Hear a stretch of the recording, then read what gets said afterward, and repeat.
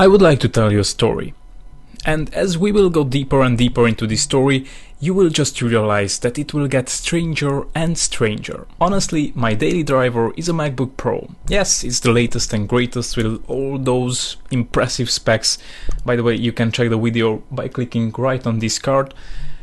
And yes, so it's awesome and it is doing all the tasks you need to do on a different level. So yes, all the things you are hearing about the new M1 MacBook Pro, those are true. So getting back to the original story, you may ask me why the hell am I talking about MacBook Pro, because as you saw in the title, we are going to talk about Windows 11.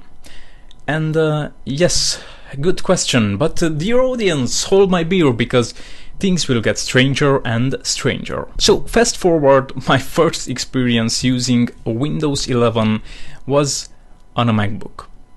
Yes, on a MacBook. No, I don't want to get some hate, and I just want to be honest and tell you that I just wanted something which will synchronize with my other devices. First of all, yes, I do use a MacBook and I do use an iPad, but at the same time I'm also using an Android phone and a gaming PC, which is powered with the 10th generation Intel i5 processor with an RTX 2070, 16 gigs of RAM, and so on. So obviously it couldn't be a Mac. I love all of these devices, but it is problematic when you try to synchronize them. And who is in the same situation which I'm now, it is perfectly knowing what I'm talking about. The reason I'm using Windows 11 MacBook, of course beside macOS, is that it's much easier to do anything which needs a secondary device, which is a non-Apple secondary device. Don't get me wrong, Apple is wonderful, the synchronizing is just seamless between all the Apple devices and it's incomparable to other operating systems or platforms.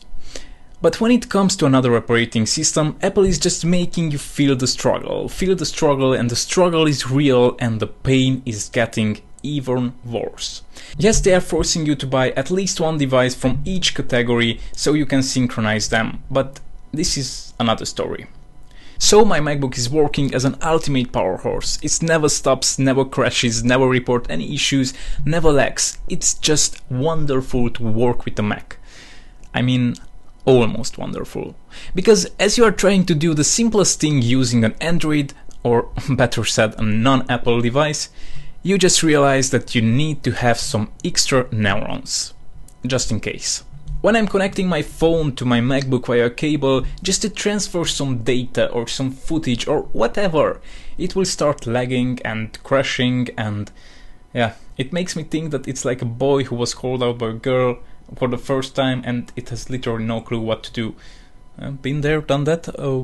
So you always need to go through this procedure. It's like a ritual, so you will finally be able to do the simplest thing in the world. Transfer some data. So I decided to do something and I was just starting googling and searching for answers and searching for solutions. And so I finally found this Parallels Desktop. My heart just started racing. I was like excited to the moon and back because I just wanted to try it out. So why Parallels Desktop? Because obviously there are hundreds of programs. By the way, this video is not sponsored by any of these.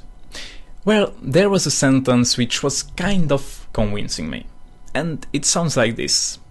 You can have it all with Parallels Desktop. Unlike Boot Camp, you can seamlessly switch between Windows and Mac without ever needing to reboot. Save time, boost productivity, and work like a pro with Parallels Desktop. So I was like, okay, let's give it a try. And guess what? It was working. I was again able to transfer data easily, without any lags and crashes. It just needed 2 simple clicks. Well, those to open this program.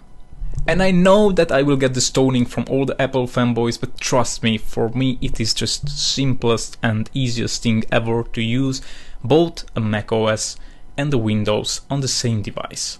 By the way, if you're interested in the installation process of this program, just stay with me because I will tell you at the end of the video. But now let's talk about the first impressions of the Windows 11. First impressions, well, honestly talking about them, it looks like Windows 10 and macOS Big Sur just had a one-night affair and they gave birth to this operating system. It looks great, I mean it looks definitely better than Windows 10, but it doesn't look better than macOS. Well, macOS is just nice to use, it's just smooth like butter. So what will you see while you will be using a Windows 11? Well, it's kind of working on macOS, but not really. It's strange. It looks like working on one, but it doesn't really feel like, obviously. It's still Windows and it has a refreshed look, more minimalist, more user-friendly. And is it good? Well, I don't know, you should decide it because you are the one who are using the operating system. So what can I say about it? To be honest, it is much friendlier and easier to use.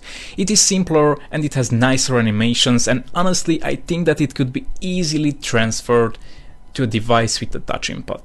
Well, my dream obviously would be to see a phone with Windows 11, but we all know what happened to the Windows phones. Would I recommend using Windows 11? Right now, definitely not. It's roughly executed and you may encounter some lags on some unexpected issues. But I think that after a couple of updates, of course, in a few months it would be definitely better than Windows 10.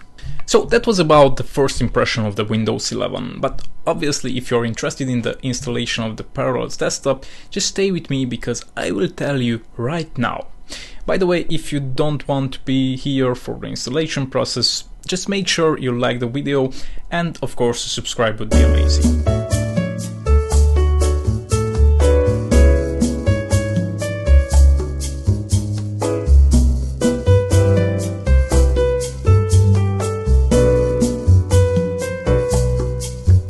So, installing the Parallels is easy. It will take some time, but it's easy. Here is what you need to do in some easy steps. And obviously, just to make sure that we will not do anything wrongly, I'm just opening the Parallels desktop website, so we will know exactly what to do. Obviously, you will find the link for this in the description.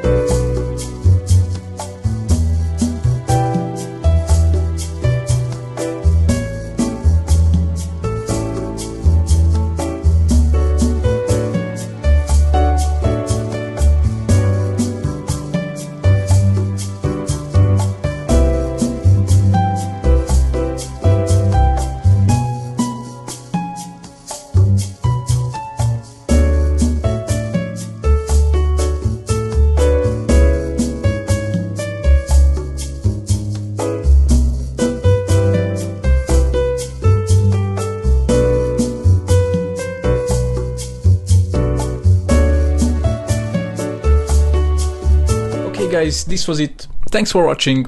Don't forget to subscribe. Bye.